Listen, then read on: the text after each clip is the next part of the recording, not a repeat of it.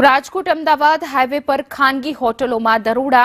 નાગરરાજ અને ખુશ્બુ હોટલ પર પ્રાંત અધિકારીના દરોડા છે। દરોડામાં 5000 લીટર જ્વલનશીલ પદાર્થ જપ્ત કરવામાં આવ્યું છે। હોટલના રસોડામાં ટાંકા બનાવી રેકેટ ચલાવવામાં આવતું હતું। દરોડામાં 3 ટાંકા જપ્ત કરી સીલ કરવામાં આવ્યા છે। હોટલ માલિક યુવરાજ ધાંધલ અને જોરુ ધાંધલ સામે કાર્યવાહી કરવામાં આવી છે। બે હોટલમાંથી 5.65 લાખનો મુદ્દામાલ છે તે જપ્ત કરાયો છે। વધુ વિગતો સાથે અમારા સંવાદદાતા ભાવેશ પ્રજાપતિ જોડાઈ ગયા છે। જી ભાવેશ, જે રીતે રાજકોટ અમદાવાદ હાઈવે પર હોટલો છે ત્યાં દરોડા પાડ્યા છે, જ્યાં કેટલીક જ્વલનશીલ પદાર્થો જે મળી આવ્યા છે, શું છે કાર્યવાહી કરાઈ? ચોક્કસ વાત કરવામાં આવે તો જ્યાંથી સુરેન્દ્રનગરના નવનિયુક્ત કલેક્ટર તેમજ જિલ્લાના પ્રાંત અધિકારી અને આ બંનેની ટીમ દ્વારા જે કડક સૂચના કલેક્ટરને આપ્યા બાદ સતત કામગીરી છે કરવામાં આવી રહી છે।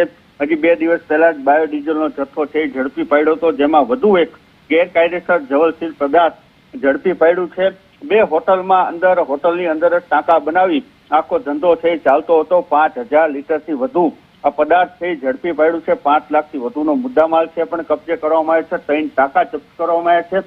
હોટલના 2 માલિકો સામે પણ કાર્યવાહી છે હાથ ધરવામાં આવી છે।